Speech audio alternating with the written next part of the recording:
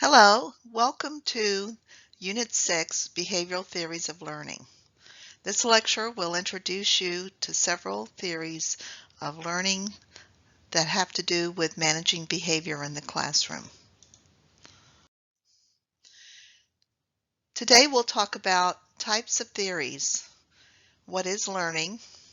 We'll discuss the origins of behaviorism, a theory called classical conditioning, a theory called operant conditioning, and behavioral strategies in the classroom that align with these theories.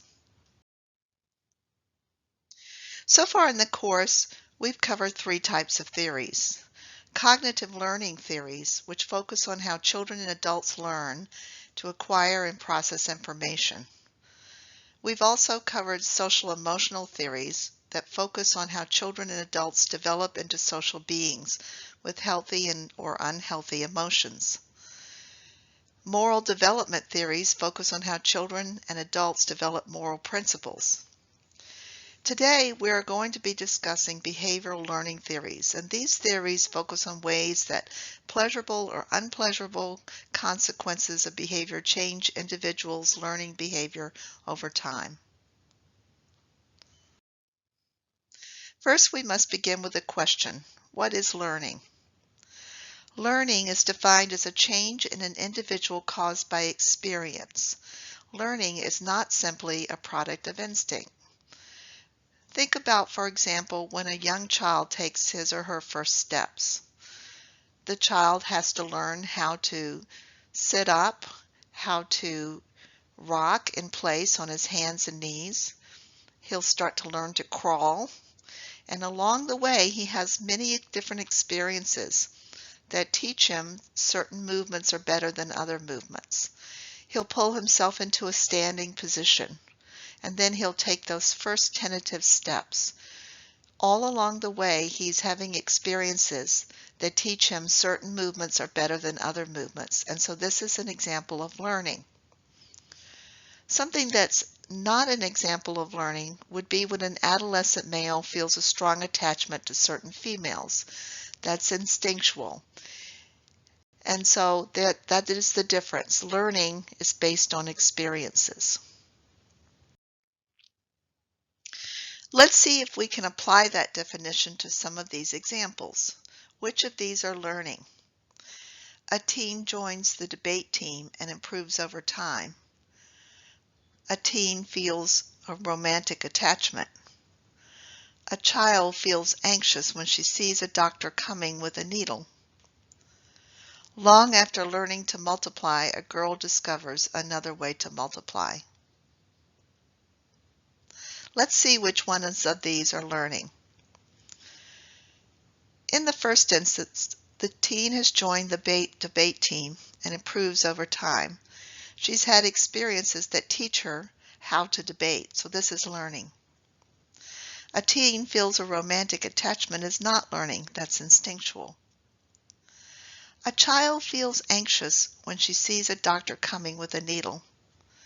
That is actually learning. A child has no inherent fear of a needle, but she learns over time to associate the needle with perhaps a pinch or a pain. So she's learned to be fearful. She's had experiences. And of course, the last example, learning to multiply. You don't just instinctually know how to multiply, so that is a learned experience as well. Now that we know what learning is, let's discuss behaviorisms. And we're going to discuss the origins and the purpose of behaviorism first.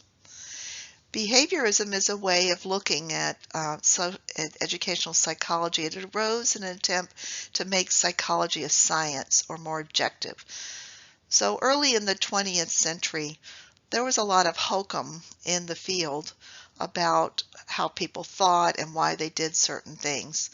There were actually people, for example, who believed you could tell whether someone was going to be a criminal by studying bumps on their heads. And so they would study criminals' skull shapes and try to figure out if that made them more inherently violent. Behaviorism arose partly out of response to that. It can sometimes be known as traditional learning theory. The focus is on making changes in observable behavior. So behavioral psychologists got in and said, we can study behavior itself and we can find out ways to shape that behavior and make it more desirable. Early work in behaviorism started with animals, particularly rats and pigeons and mice and other types of animals, dogs, and it transferred to humans. It helps to understand that there are two types of behavior. There's involuntary behavior, which consists of reflexes, physiological states that you can't control, for example, your heart rate.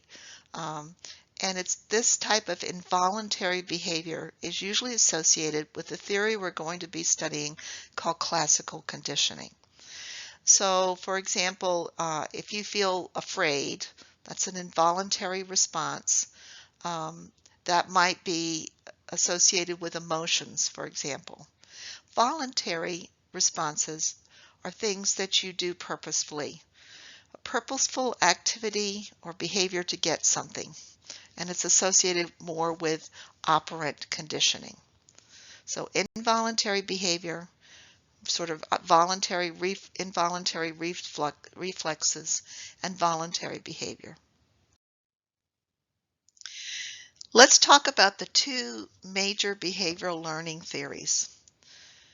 For the first, we have to focus on a Russian scientist, Ivan Pavlov, who contributed the idea of classical conditioning by working with mostly animals in the early 20th century.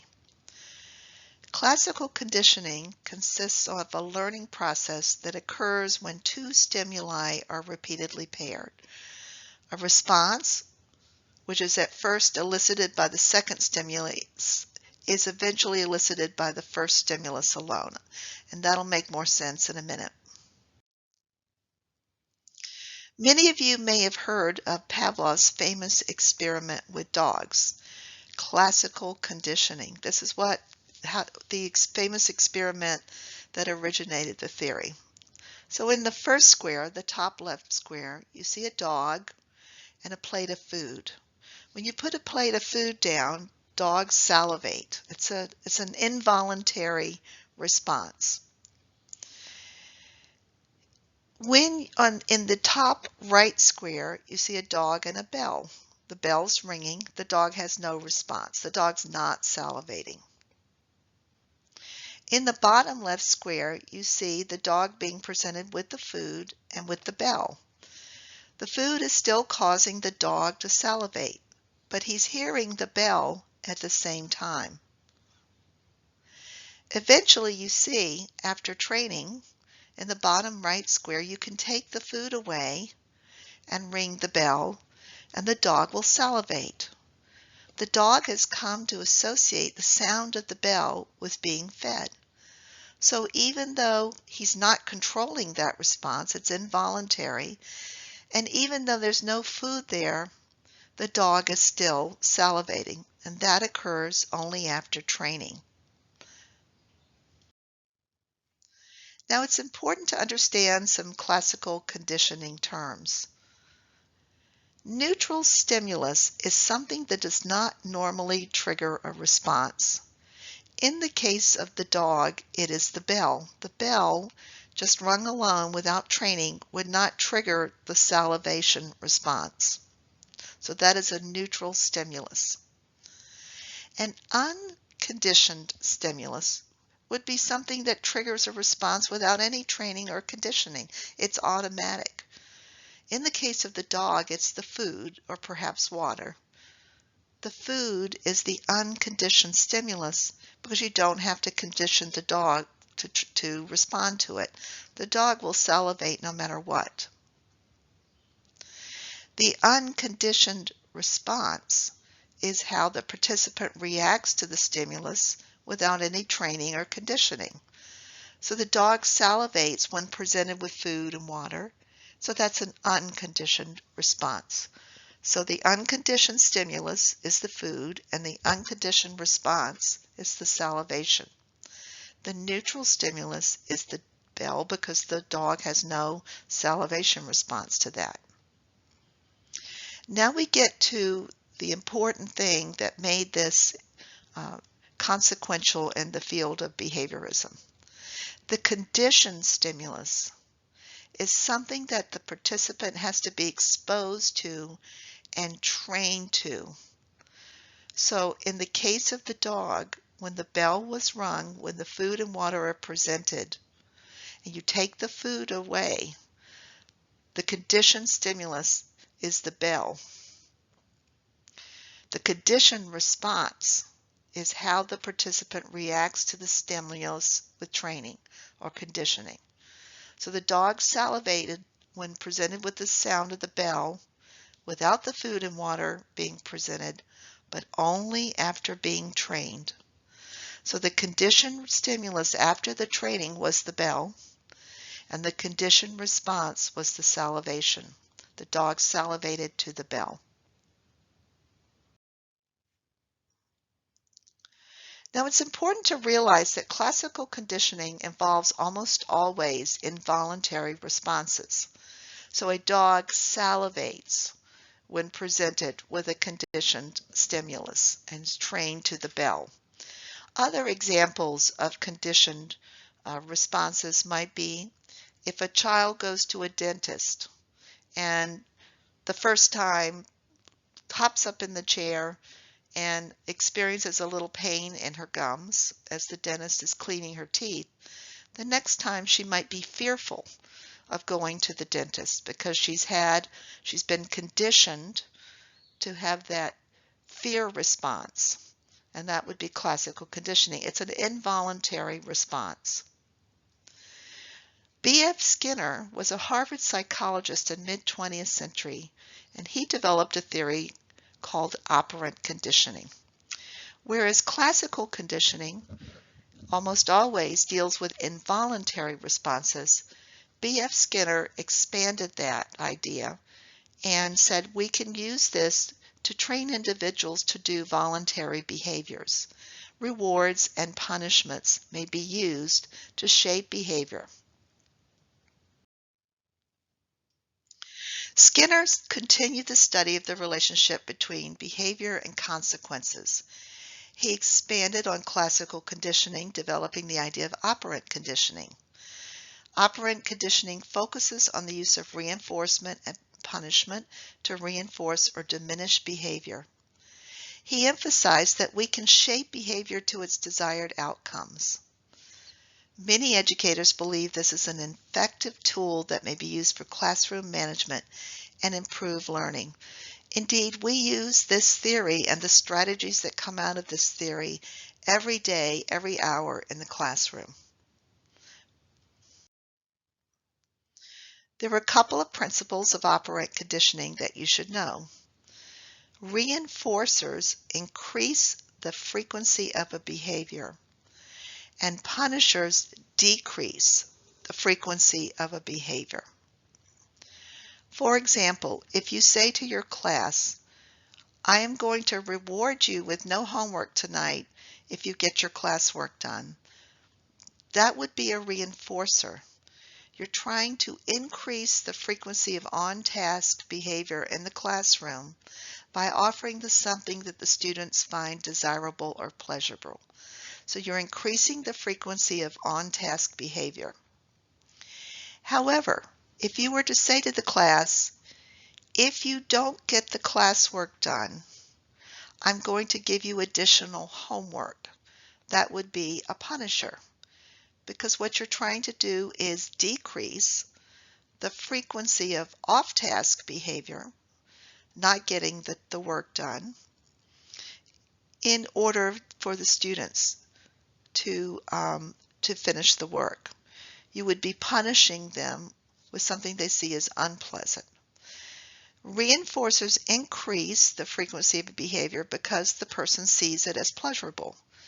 Punishers decrease the frequency of an undesirable behavior because participants see it as unpleasurable. Now, it's important to realize that reinforcers and punishers are different for different students. You might say to one student, hey, if you finish your work, you can come back here and have lunch with me in the classroom.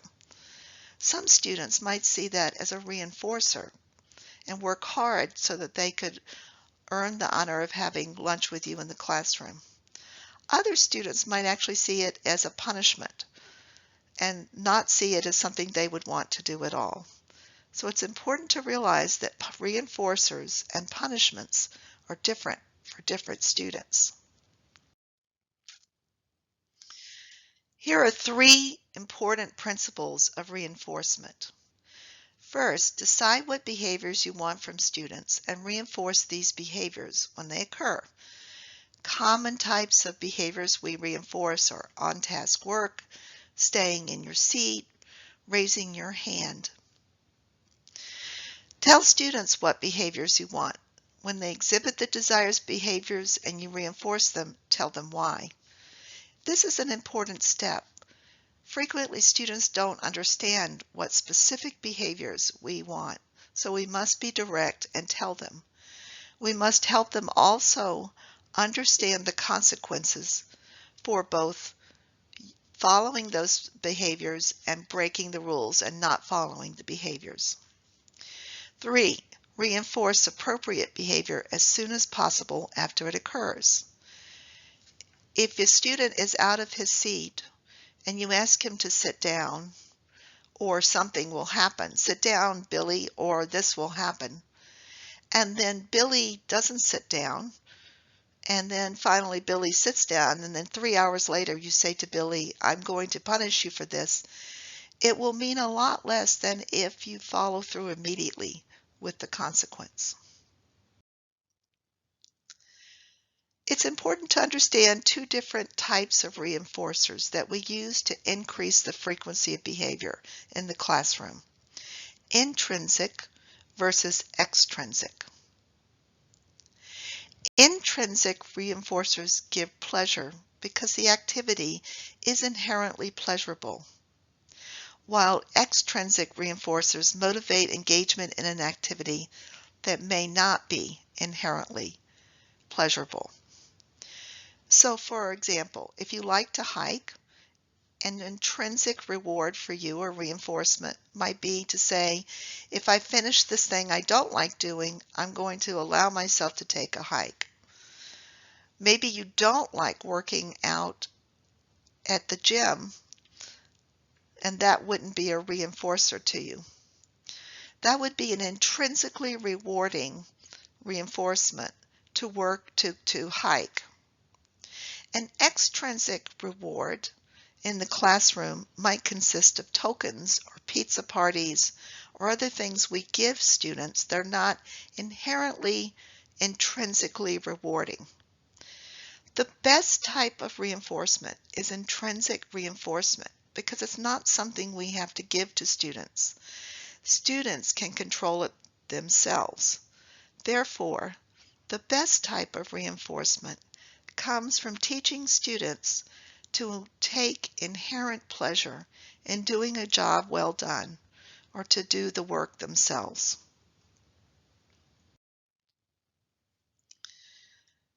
Let's think for a minute about schedules of reinforcement.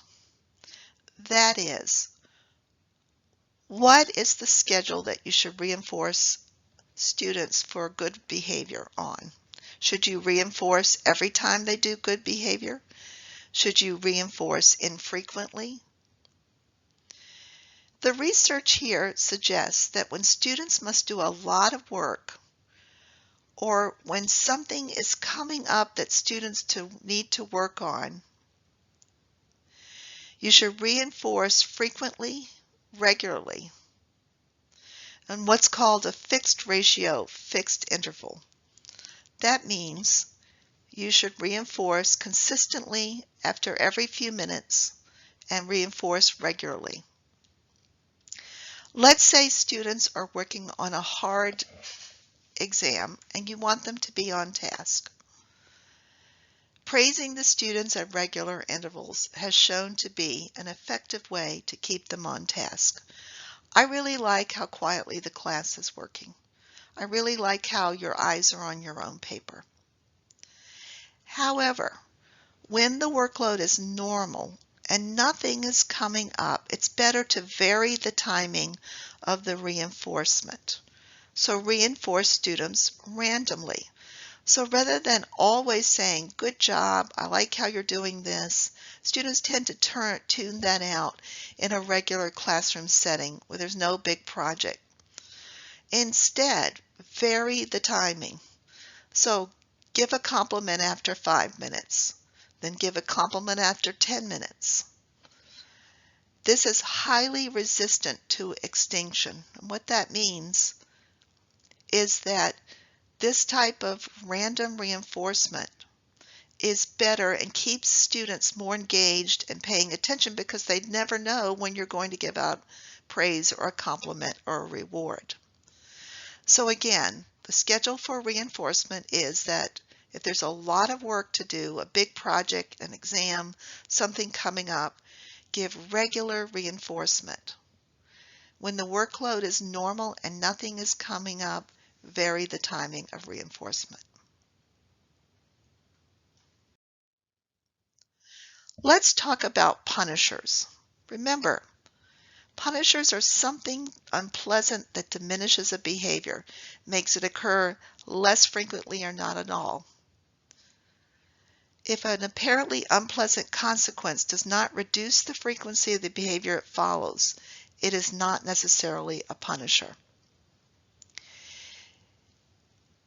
If you see that your students are off task and you say, I am not going to allow you the 5 minutes of free time that I would normally at the end of the period, I'm going to take that away.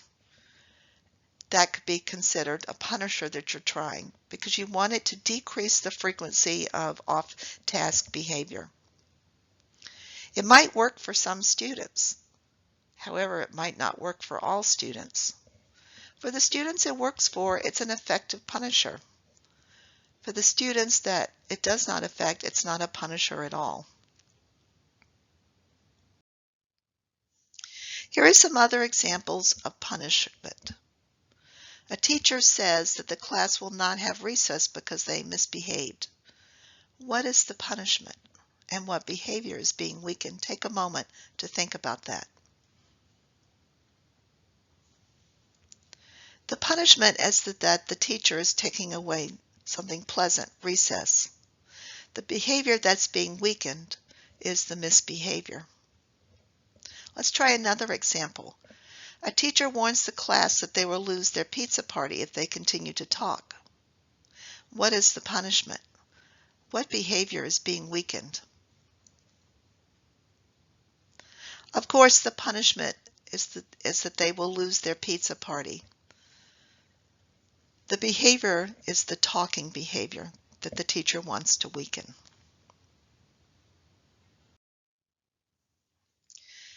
It's important to clarify some operant conditioning terms.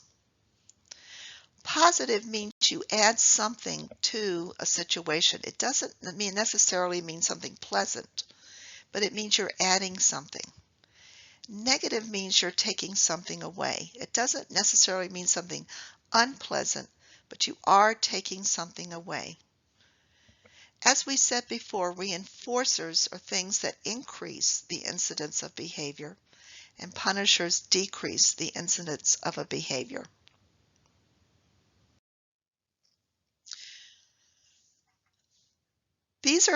This table will help you clarify terms related to operant conditioning.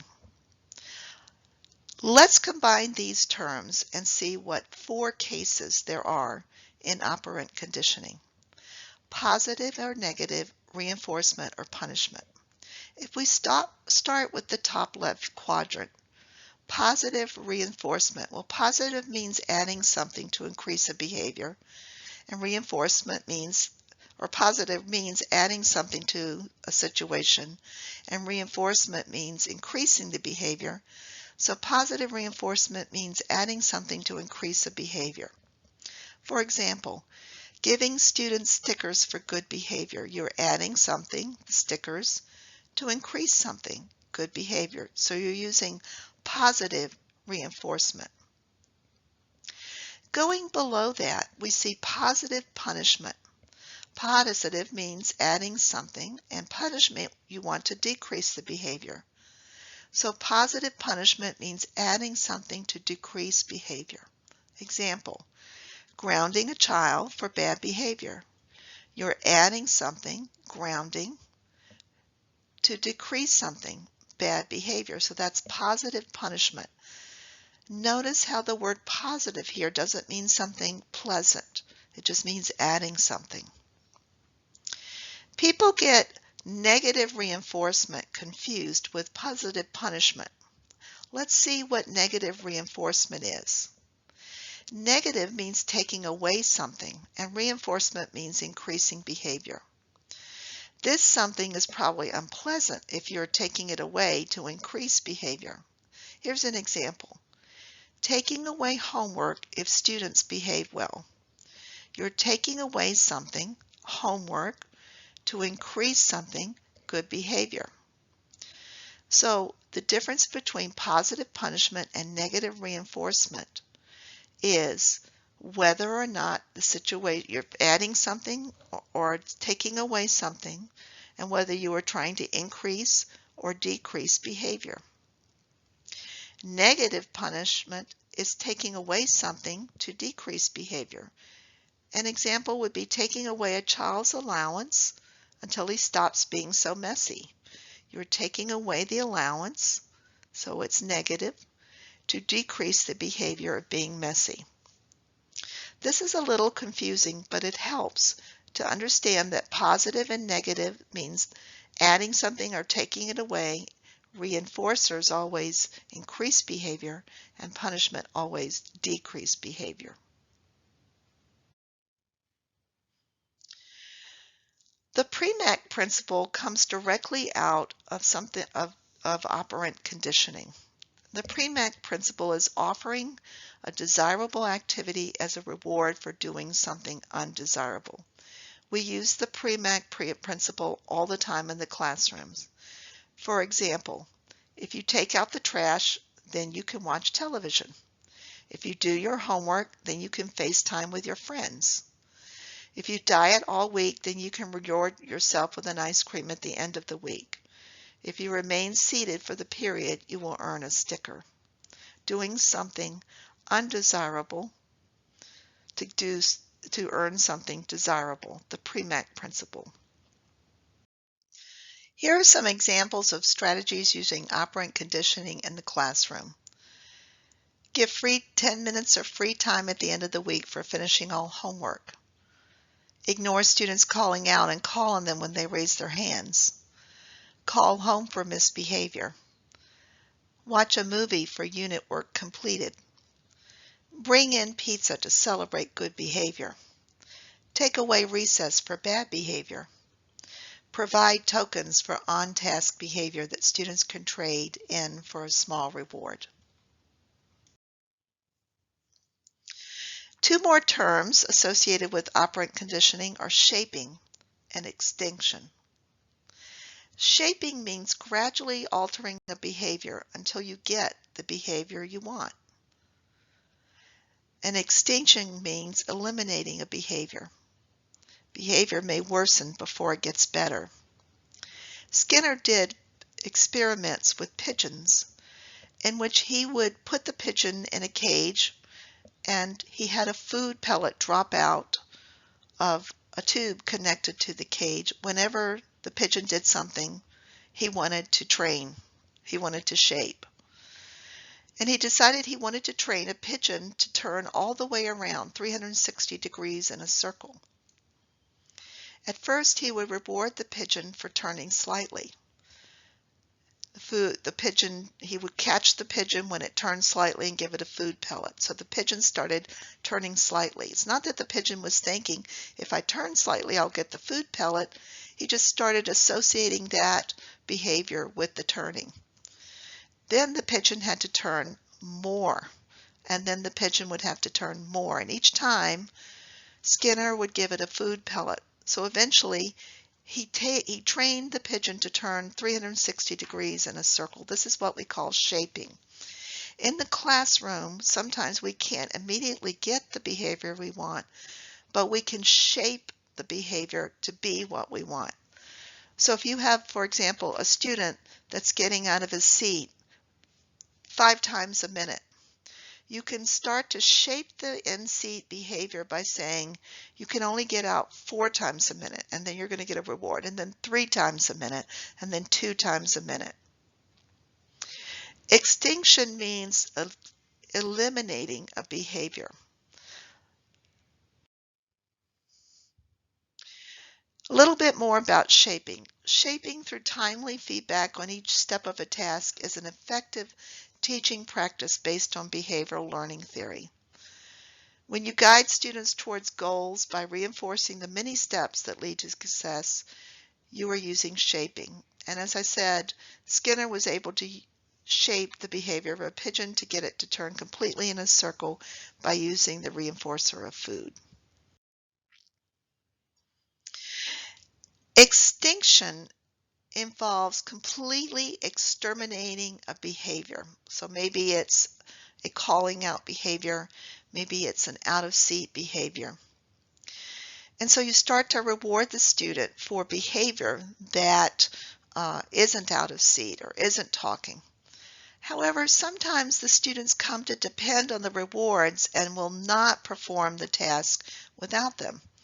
This is counterproductive because you can't always be rewarding students every time just for doing the things they need to do in class.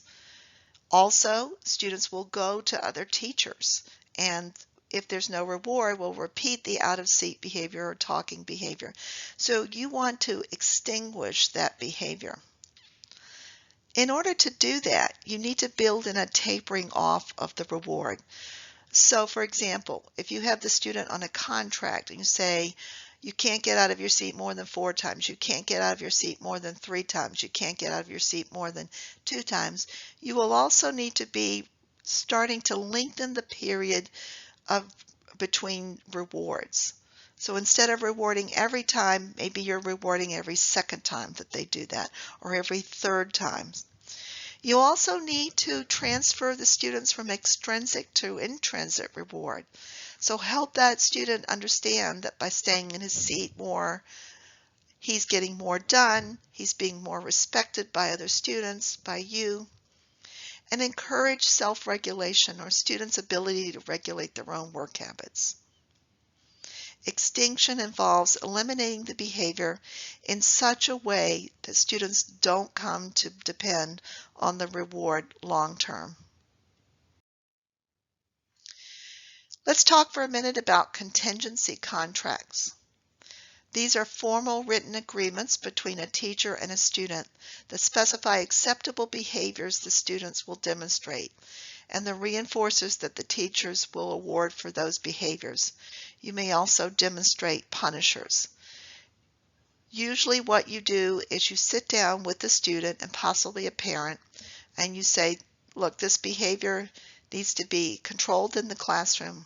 Perhaps it's out of seat behavior. And I have timed it and you're getting out of your seat 5 times every minute. And that's unacceptable. So what we're going to do is we're going to go for 4 times a minute the first week, or 3 times the next week, and 2 times. And here's what's going to happen if you meet those goals, and here's what's going to happen if you don't meet those goals. So you use gentle reinforcements and gentle punishments. I like to have a signal to students that they are doing well or they're not doing well. It could be a tug of the ear, it could be touching your nose, it could be some silent signal that communicates to the student that you're seeing them, that communicates to the students that they're doing well or they need to think a little bit harder about what they're doing. It should also include a component for transference to intrinsic rewards and self-regulation.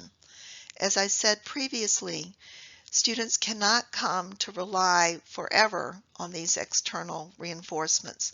They have to transfer to internal reinforce or intrinsic rewards and self-regulation.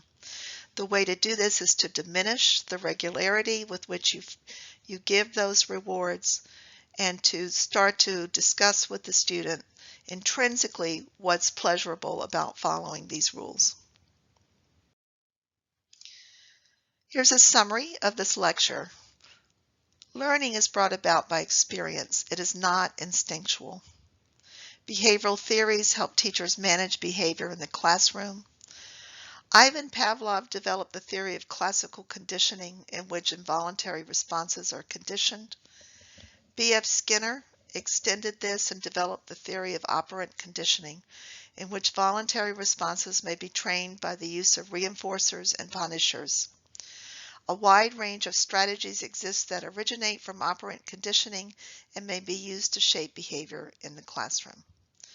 Thank you, and I hope you've enjoyed this lecture.